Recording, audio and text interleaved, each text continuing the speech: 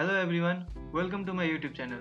In this tutorial, I will be talking about internal command in MS-DOS. So if you are new to this channel, please subscribe the channel and make sure that you have watched the first part of this video. I have provided the link in the description. So let's get started.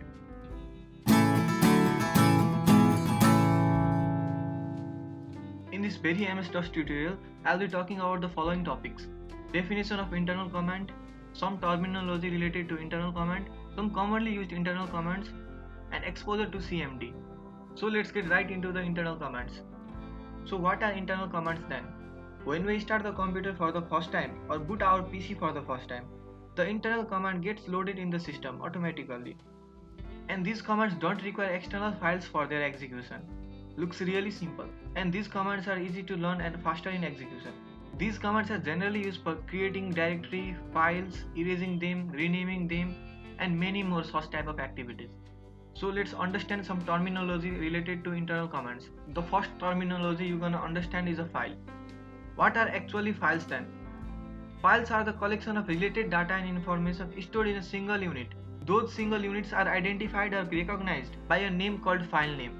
And before assigning a file name to any file, you must be conscious about two things.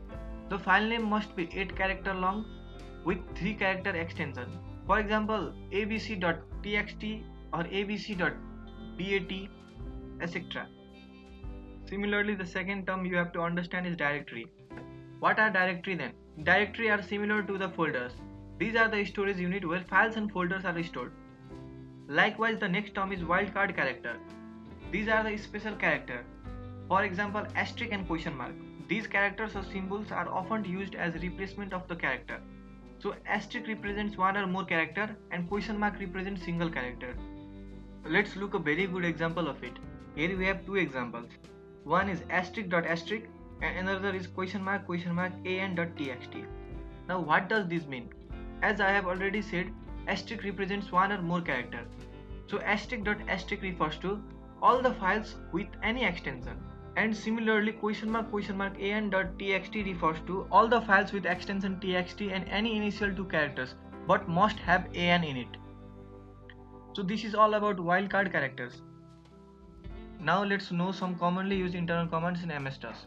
These commands are as follows: date, time, copycon, type, var, cls, ren, dir, path, vol, del or erase, copy, md, cd, rd, prompt.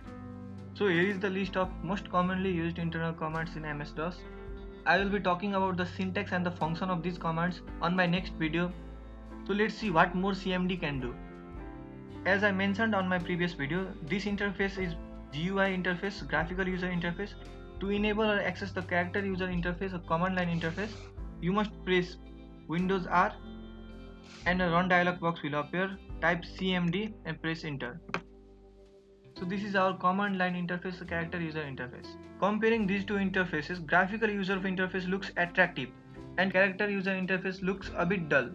But it won't matter at all because the tasks which we cannot perform in GUI can be easily performed in CLI or CUI. So command line interface is really very powerful. Let me make you clear about one thing. So we see c:/users/user.